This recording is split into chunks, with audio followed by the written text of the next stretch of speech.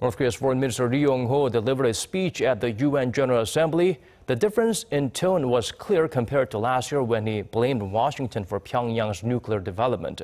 This year, the top diplomat stressed that the two countries must build trust in order for the recent denuclearization and peace efforts to be successful. Jung-hee shares with us his remarks. Trust was the key word for North Korea at this year's UN General Assembly.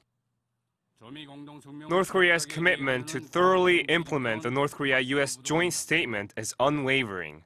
The primary task for effectively implementing the statement is bringing down the barrier of decades-long mistrust between the two countries.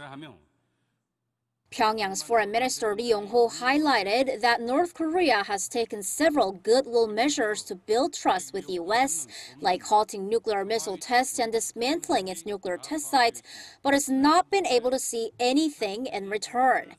He said Washington is rather upping the pressure through sanctions, which only deepens bilateral mistrust. While North Korea has a firm will to denuclearize, Ri said, that can only happen when Pyongyang can trust Washington. In other words, North Korea won't unilaterally denuclearize without an assurance on its regime security. Though the message presses Washington to take action, it differs greatly from Ri Yong-ho's own speech at the same venue last year, where he threatened real strikes against the U.S.